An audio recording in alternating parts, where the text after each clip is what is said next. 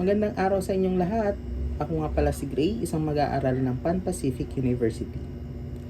Ngayong araw, gusto kong ibahagi ang isang bagay na mahalaga. Hindi lang bilang estudyante, kundi bilang tao na nabubuhay sa isang magulo at mabilis na mundo. Ayon sa aking pananaliksik, ang compassion, sa Tagalog nito ay habag.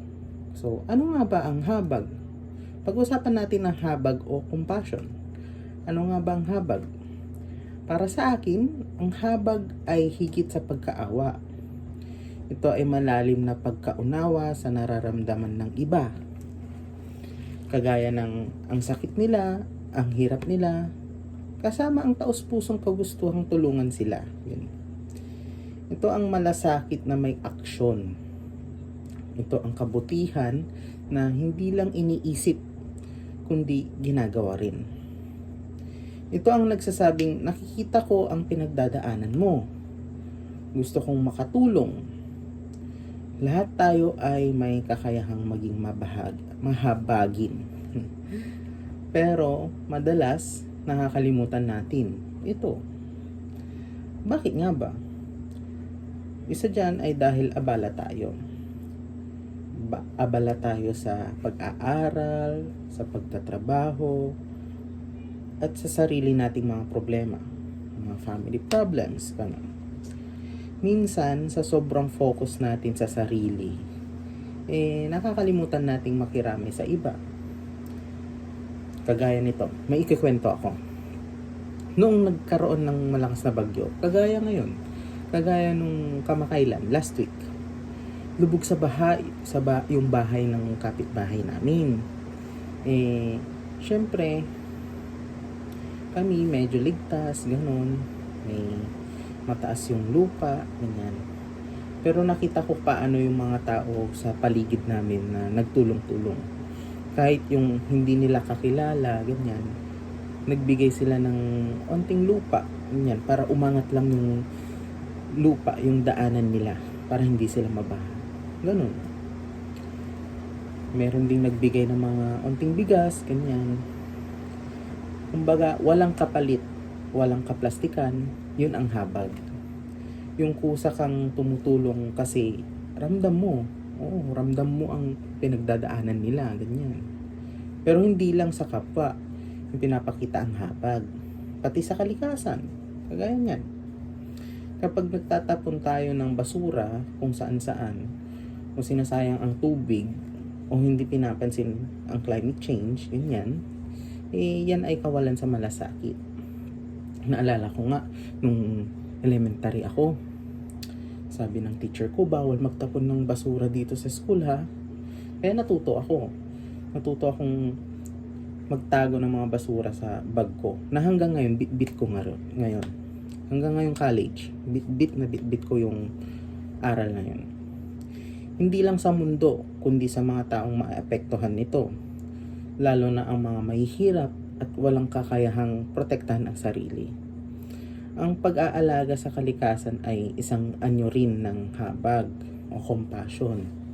Ito ang pag-unawang ang ginagawa natin ngayon ay may epekto sa iba at sa hinaharap.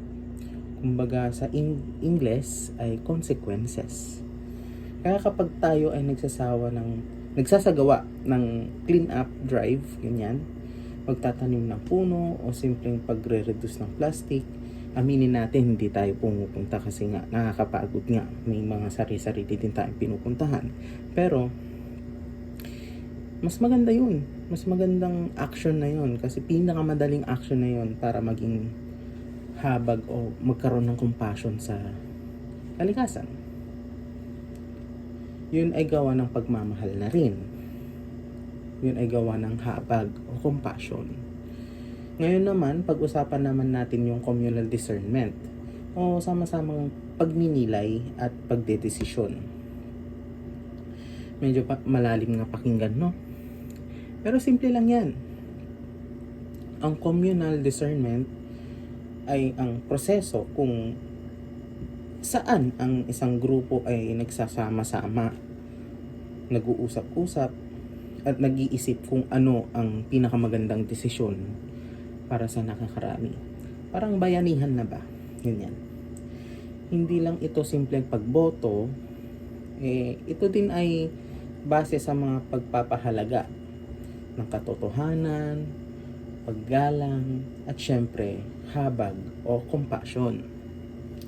Sa Pan Pacific University, mahalaga ito kapag ang mga estudyante na leader ay nakikipagpulong sa mga guro o admin tungkol sa polisiya, gaya nung kailan dapat ang exam, paano ang activities, ganyan.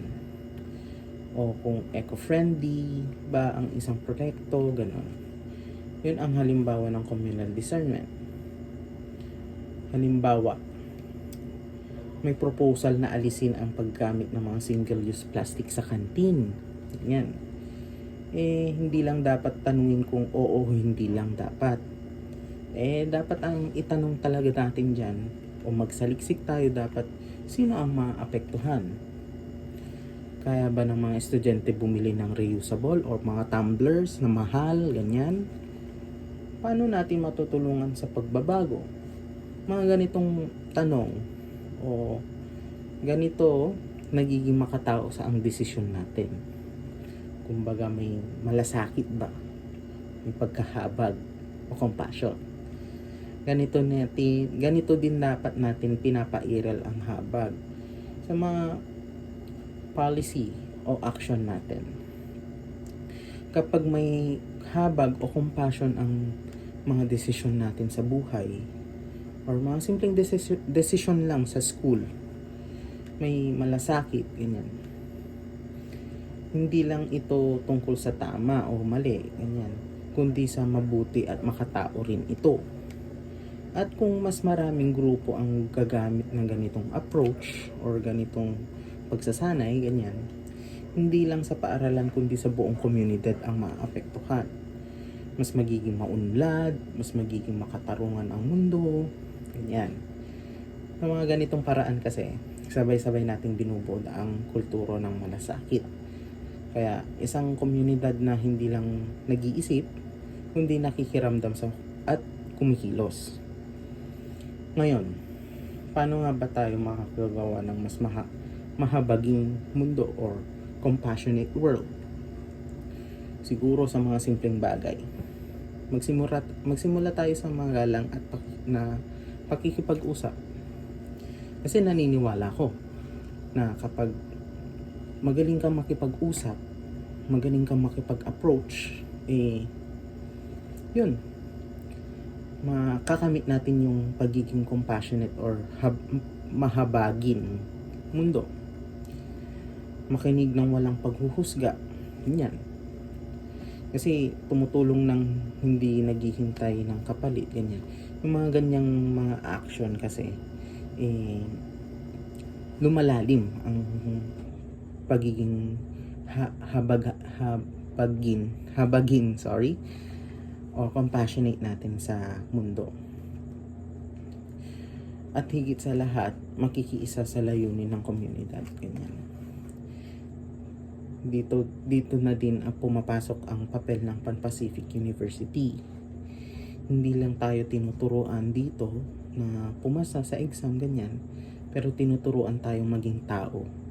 Isang tao na naaapektuhan o isang tao na may epekto sa lipunan. Ang core values nga ng Pan Pacific University ay katotohanan or truth, paglilingkod o service, at kahusayan or pioneer ay hindi mabubuo kung walang habag o compassion. Dahil ang katotohanan na walang habag ay nagiging malupit. Ang kahusayan na walang habag ay nagiging mayabang. Pero kung may habag, nabibigyan ng buhay ang lahat ng ito. Sa huli, ang habag ay hindi lang damdamin. At kung pipiliin nating isabuhay ito, sa pakikitungo sa kapwa, sa kalikasan at sa mga desisyon natin bilang komunidad, nagiging daan tayo sa pagbabagong tunay na mahalaga. Kaya sa lahat ng nakikinig ngayon, maging mahabagin tayo or compassionate. Makikiisa tayo sa mga adhikain ng komunidad. Magiging maliwanag tayo sa gitna ng kadiliman. At yun lang. Maraming salamat po. At sana araw-arawin natin. Piliin nating mamuhay na may malasakit.